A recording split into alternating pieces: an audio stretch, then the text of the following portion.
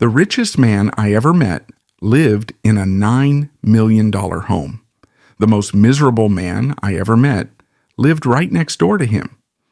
Your home does not just tell me how much money you have. It tells me exactly who you are and where your life is actually going. I have spent years studying wealth at every single level. And the one thing nobody ever talks about honestly is how completely different life looks depending on the home you wake up in every single morning. We are not talking about just square footage or zip codes. We are talking about a completely different mindset, a completely different daily routine, and a completely different version of yourself.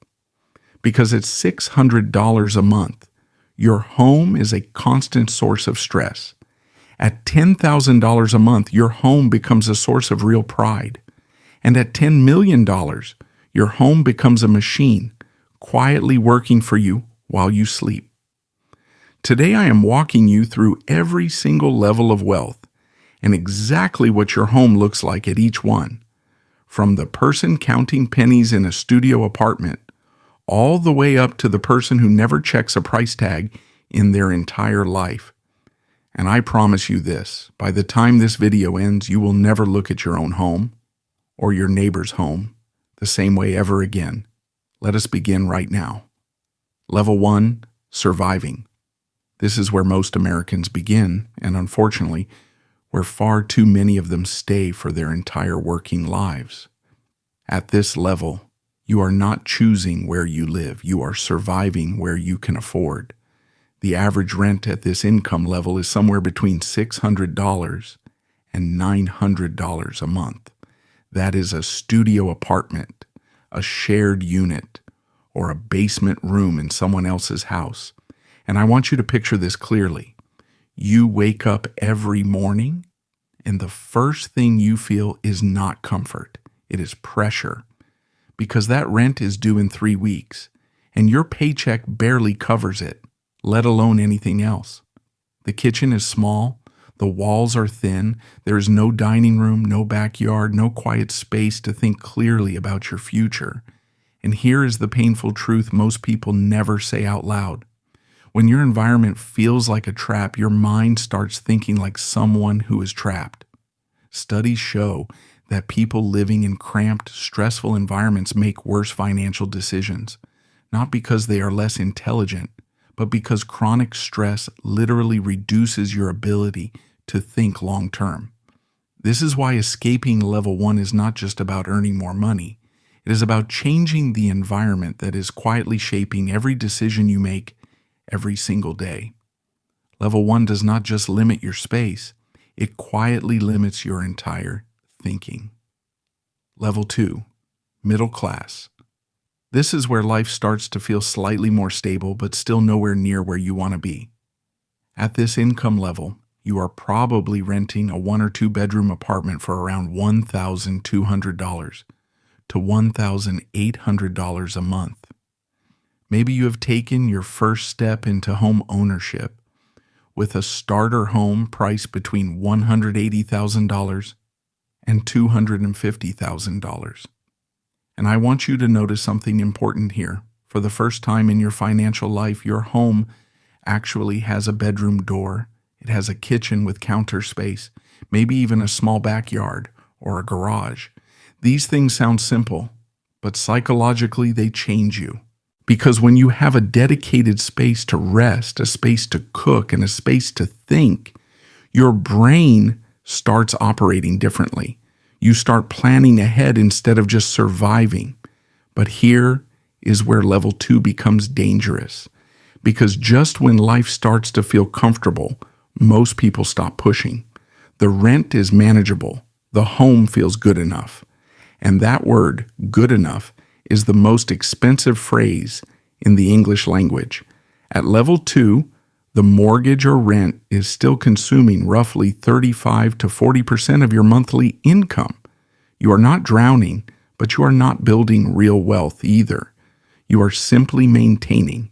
And maintaining is just a slower version of falling behind. Level 2 feels like progress, but it is a comfortable and convincing trap. Level 3, upper middle class. This is where life starts to actually feel like yours.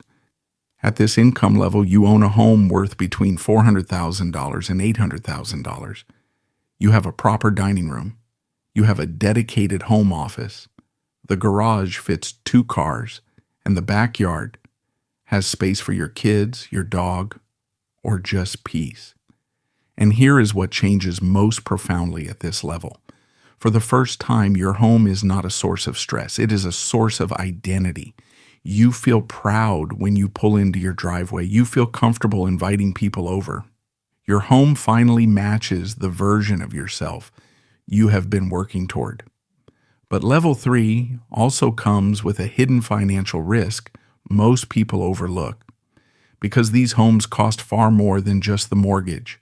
Property taxes, maintenance, insurance, and upgrades quietly consume 2 to 3% of your home's value every single year. On a $600,000 home, that is $12,000 to $18,000 a year just to keep the home maintained. That is $1,000 to $1,500 every month on top of your mortgage that most homeowners never budget for correctly. The biggest mistake at level 3 is confusing a valuable home with actual wealth. Your home is not liquid. It does not pay your bills, and it will not fund your retirement unless you plan deliberately.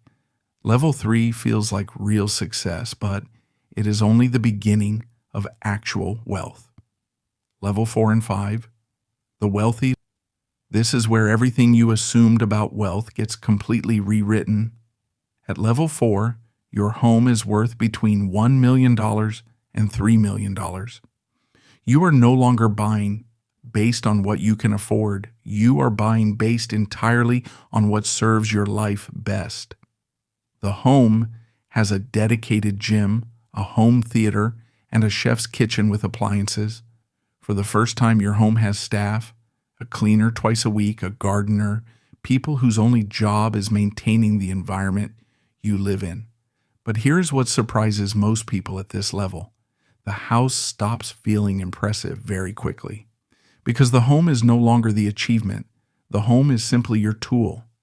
At level 5, the $5 million to $10 million estate, your home generates its own ecosystem. The property appreciates. It can be leveraged, rented, used as collateral to build even more wealth without ever selling it. The truly wealthy do not just live in expensive homes. They use their homes as financial instruments, the same way they would use a stock or a business.